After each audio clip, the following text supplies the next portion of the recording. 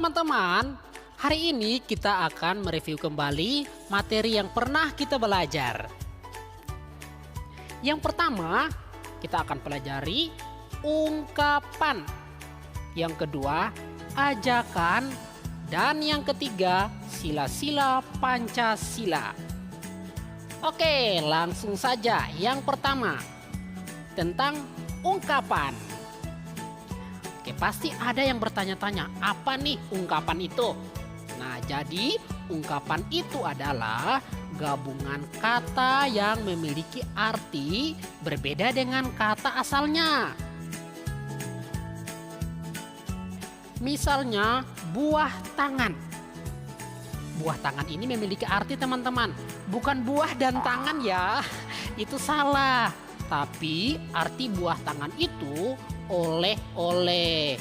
Yang kedua, ada ungkapan tentang kutu buku. Ini juga sama, bukan kutu dan juga buku, bukan. Tapi kutu buku itu orang yang suka membaca. Yang ketiga, ada bintang lapangan. Nah, bintang lapangan ini bukan bintang yang jatuh di lapangan atau bintang yang ada di lapangan ya, bukan. Tapi bintang lapangan ini menggambarkan pemain terbaik. Kemudian berikut adalah rendah hati. Ini juga sama, bukan hatinya yang rendah-rendah, tapi ini menunjukkan orang yang sikapnya tidak sombong. Dan berikut ada besar kepala. Besar kepala itu artinya sombong. Oke, yang berikut ada kepala dingin. Nah, kalau kepala dingin ini bukan kepalanya yang ditumpahin air, bukan. Tapi kepala dingin itu sabar. Misalkan kalau kita mau mengurus masalah, kita harus mengurusnya dengan penuh kesabaran, supaya masalah itu tidak menimbulkan pertengkaran. Dan juga yang terakhir itu ada ungkapan cepat kaki, ringan tangan. Oke, ini bukan kakinya yang cepat-cepat dan tangannya yang ringan-ringan seperti kapas, bukan. Tapi ini menunjukkan seseorang yang sangat rajin. Rajin bekerja, rajin belajar, dan lain-lain. Oke, sekarang kita akan menemukan ungkapan ini di dalam kalimat berikut. Yang pertama, ayah membawa buah tangan untuk Akeno. Nah, ini artinya ayah membawa oleh-oleh untuk Akeno. Yang kedua, buah hati Ibu Gisel selalu hidup rukun. Siapa yang tahu jawabannya? Betul, maksudnya anak-anak dari Ibu Gisel ini mereka selalu hidup rukun. Yang berikut, Jose adalah bintang lapangan sepak bola dari SKY Kupang. Oke, siapa yang tahu artinya? Betul, ini artinya Jose adalah pemain terbaik dari SKY Kupang. Oke, yang berikut, Jose selalu rendah hati meskipun dia dijuluki bintang lapangan. Siapa yang tahu arti rendah hati? Betul, artinya Jose tidak sombong meskipun dia adalah pemain terbaik. Oke, siapa yang bisa jawab? Faith sudah bisa membaca dengan lancar, tapi ia tidak besar kepala. Oke, siapa yang tahu arti besar kepala? Silahkan dijawab ya. Yang berikut, Giano dan Julio menyelesaikan masalah dengan kepala dingin. Apa arti kepala dingin? Oke, silakan dijawab. Dan yang berikut, Aulia disebut anak yang cepat kaki, ringan tangan karena selalu membantu ibu di rumah dan mengerjakan tugas tepat waktu. Wah, hebat sekali. Nah, siapa yang tahu arti cepat kaki, ringan tangan? Silakan dijawab ya. Oke, materi kita yang berikut adalah ajakan. Nah, teman-teman, siapa yang tahu arti ajakan?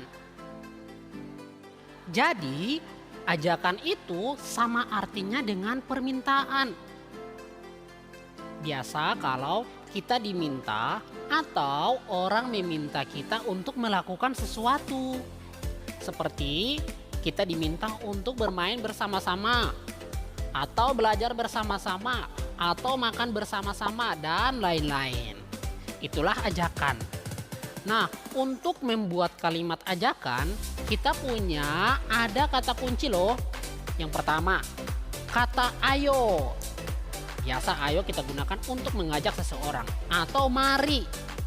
Atau ada yang gunakan kata yuk, itu juga bisa. Nah, coba kita lihat beberapa kalimat-kalimat ajakan. Yang pertama, ayo kita bermain sepeda. Oke, ini bisa juga mari kita bermain sepeda. Yang kedua, ayo kita membaca buku.